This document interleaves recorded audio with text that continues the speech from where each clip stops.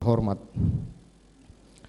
Nota pembelaan ini awalnya hendak saya beri judul pembelaan yang sia-sia, karena di tengah hinaan, caci maki, olok-olok serta tekanan luar biasa dari semua pihak terhadap saya dan keluarga dalam menjalani pemeriksaan dan persidangan perkara ini, acap kali membawa saya dalam keputusasaan dan rasa frustasi. Berbagai tuduhan bahkan vonis telah dijatuhkan kepada saya sebelum adanya putusan majelis hakim. Rasanya tidak ada ruang sedikit pun untuk menyampaikan pembelaan. Bahkan sepotong kata pun tidak pantas untuk didengar lagi, dipertimbangkan dari seorang terdakwa seperti saya. Selama 28 tahun saya bekerja sebagai aparat penegak hukum dan menangani berbagai perkara kejahatan termasuk pembunuhan. Belum pernah saya menyaksikan tekanan yang begitu besar terhadap seorang terdakwa sebagaimana yang saya alami hari ini.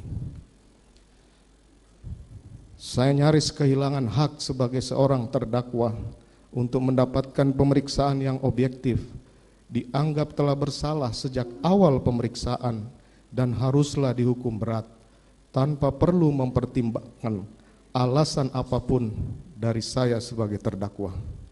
Media framing dan produksi hoax terhadap saya sebagai terdakwa dan keluarga secara intens terus dilancarkan sepanjang pemeriksaan.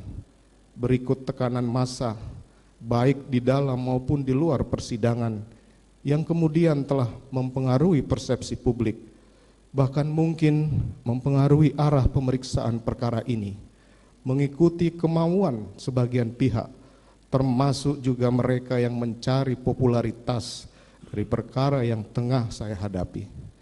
Saya tidak memahami bagaimana hal tersebut terjadi, sementara prinsip negara hukum yang memberikan hak atas jaminan, perlindungan, dan kepastian hukum yang adil serta perlakuan yang sama bagi semua warga negara di mata hukum masih diletakkan dalam konstitusi negara kita.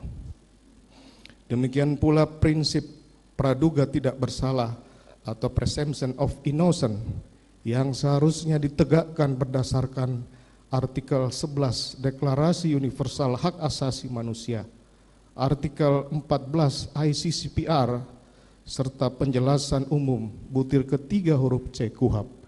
Demikian pula pasal 8 ayat 1 Undang-Undang Nomor 48 Tahun 2009 tentang kekuasaan kehakiman yang menegaskan bahwa setiap orang yang dituntut dan dihadapkan di muka sidang pengadilan wajib dianggap tidak bersalah sampai adanya putusan pengadilan yang menyatakan kesalahannya.